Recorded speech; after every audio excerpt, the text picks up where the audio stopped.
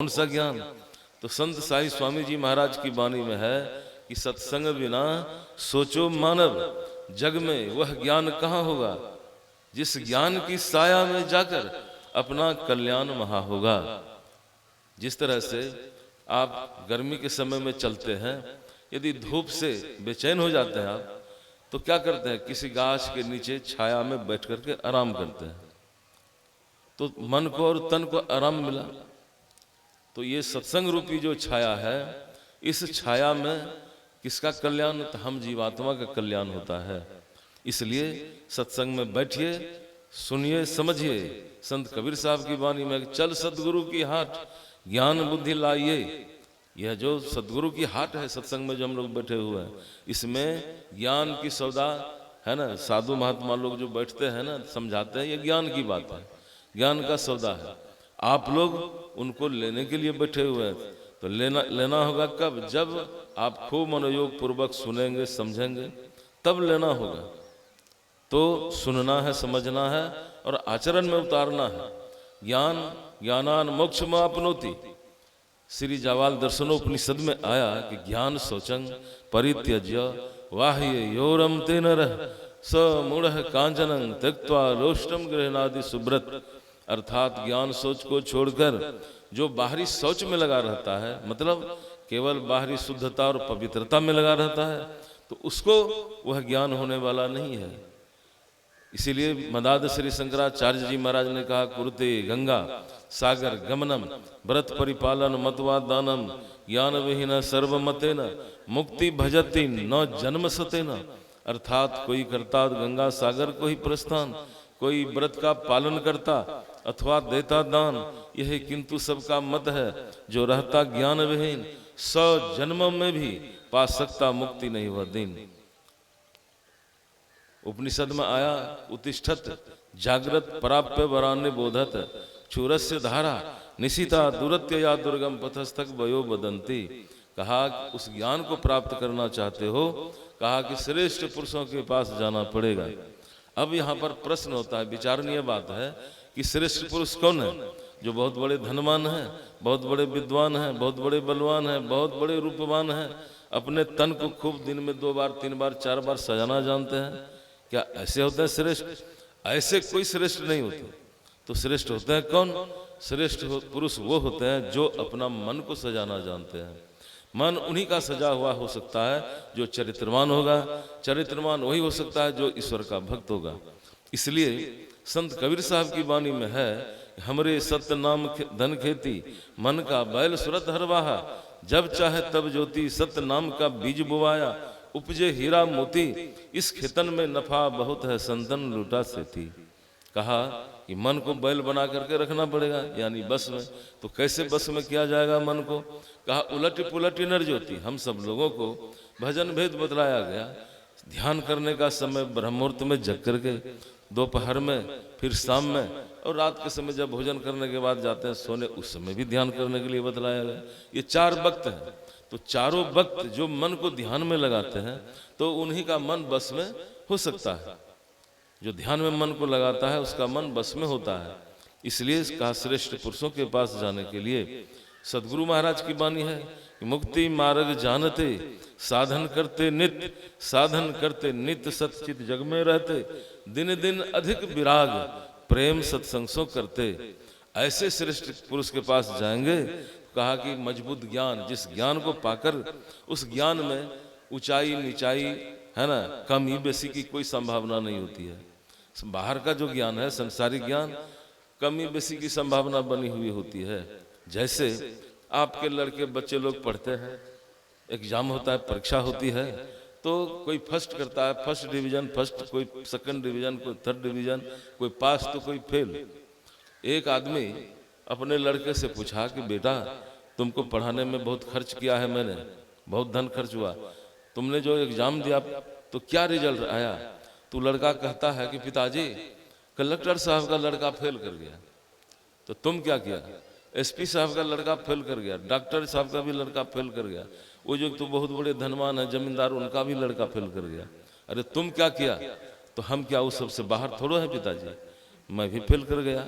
तो कहने का मतलब है कि संसार में जो ज्ञान है, इन इंद्रियों के द्वारा जो हम ज्ञान करते हैं उसमें कमी बेसी होती है, लेकिन ध्यान करने से जो ज्ञान मिलता है उसमें कमी बेसी की कोई गुंजाइश नहीं है।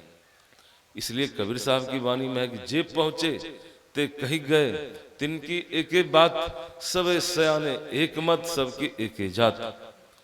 मतलब आप देखिए कि संसार में सत्संग योग में पढ़िए कितने संतों की वाणी है। कोई ऊंची जाति में कुल खानदान में जन्म लिया है, तो कोई नीच कुल खानदान में जन्म लिया है, जैसे संत रैदास जी महाराज, स्वपत जी महाराज, और उच्च परिवार में जैसे तुलसी साहब, गोस्वामी तुलसीदास जी महाराज, भगवान बुद्ध, भगवान महावीर, संत सदगुरु महाराज, संत साई स्वामी जी महाराज, संत सेवी जी महाराज, ये सब संत हुए, सब के सब वहीं पहुंचे, एक समान हो गए। और सत्संग योग में हम देखेंगे कि माता लोगों का भी है, वे लोग भी संत हुए हैं, जैसे मीराबाई है, सहजोबाई हैं, रामचरितमानस में परम भक्तिन माता सबरी जी हैं। तो ये सब के सब वहीं पहुंचे। वहां पहुंचने के बाद सब एक समान, एक जाति के हो जाते हैं। क्यों? कि सब में जितने हम लोग शरीरधारी जीव हैं, सब जीव एक हैं। ऐसा नहीं है कि स्त्री जाति में स्त्री है जीव, पुरुष के शरीर में पुरुष है जीव, नहीं, सब जीव एक है, जीवात्मा प्रभु का अंश है। तो साधना करके जो उस गति को प्राप्त कर लेता है, उस ज्ञान को प्राप्त कर लेता है, तो सब एक जाति के हो जाता है। वहां पर ऊंच नीच, अमीर गरीब, है ना, स्त्री पुरुष, ये सब समाप्त हो जाता है।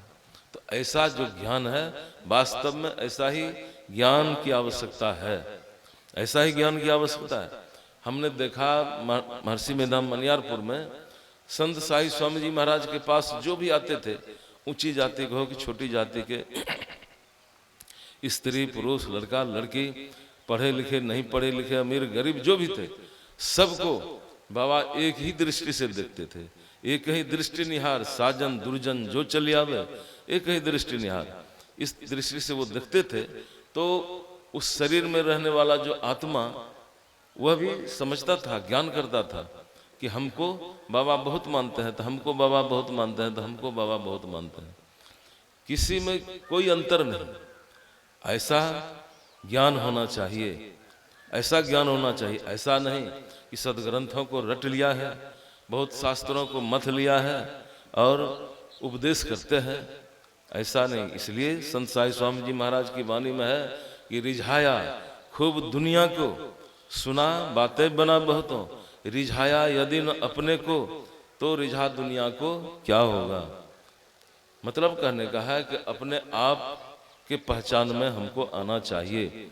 एक फकीर ने लिखा कि जिसने अपने जवाने में अपने का मुलाकात कर ली, तो उसने बहुत बड़ी बात कर ली। मतलब कि अपने आप के ज्ञान में आ गया तो बहुत बड़ा काम हो गया। लोग कहते हैं क्या, इस संसार में इतना बीघा जमीन खरीद लिया, बहुत बड़ा काम हो गया। ये मुकदमा मैंने जीत लिया तो बहुत बड़ा काम हो गया। लड़के लड़कियों की शादी लगा लिया, कर लिया, तो बहुत बड़ा काम हो गया। अरे ये सब काम बड़ा काम नहीं है, ये सब बड़ा काम नहीं है। ज्ञान की आवश्यकता है। ज्ञान को प्राप्त करने के लिए गुरु महाराज की वाणी है कि सत्संग नित और ध्यान नित, रहिए करत संलग्न हो, बेविचार चोरी नशा हिंसा झूठ तजना चाहिए। अब यहाँ पर दो प्रकार के सत्संग है। तो जब तक आप सदाचार का पालन नहीं करते हैं, तब तक आप दोनों प्रकार के सत्संग में आगे बढ़ नहीं सकते हैं। सदाचार के पालन में झूठ नहीं बोलना चाहिए, चोरी नहीं करनी चाहिए, हिंसा नहीं करनी चाहिए, व्यभिचार नहीं करना चाहिए, नशा का खाना पीना नहीं करना चाहिए। ये सदाचार का पालन हुआ। जो सदाचार से बचे हुए सत्संग करते हैं, ध्यान करते हैं, तो गुरु महाराज ने कहा कि गुरु जाप मानस ध्यान मानस कीजिए दृढ़ साध कर, इनका प्रथम अभ्यास कर सुरति शुद्ध करना चाहिए। जप कीजिए, ध्यान कीजिए। जप ध्यान के करने से संसार के विषयों से मुड़ता है मन।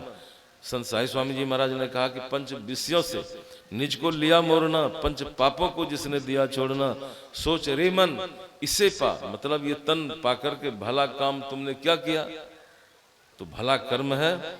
सत्संग कीजिए, ध्यान कीजिए, संसार के विषयों से मुड़िए, पंच पापों को छोड़िए, तब आप साधना में आगे बढ़ेंगे, तब साधना में आगे बढ़ेंगे तो आपका काम सफल होगा।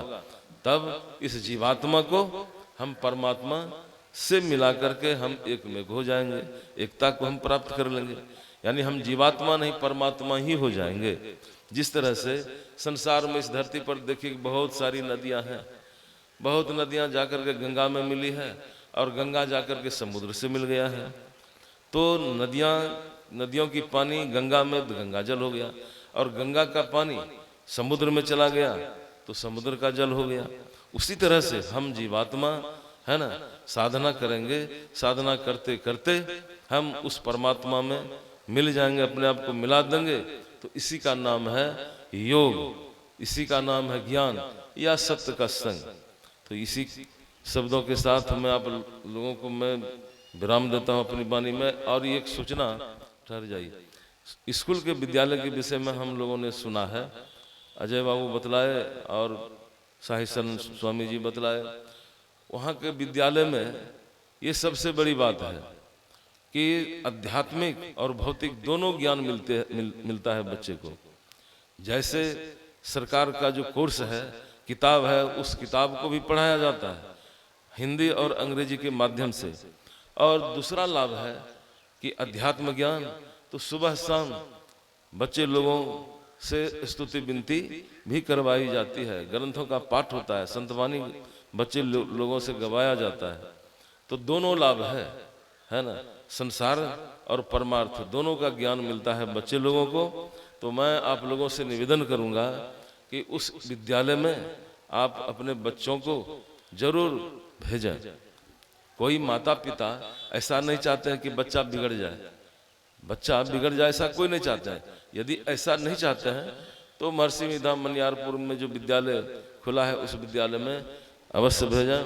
और हम लोगों ने सुना ना कि जब जब वहाँ पर आचार्य श्री रहते हैं तो रोज शाम के शाम जाते हैं, कुछ चॉकलेट बांटते हैं, कुछ प्रसाद देते हैं, कुछ देते रहते हैं, सभी बच्चों को आशीर्वाद देते हैं।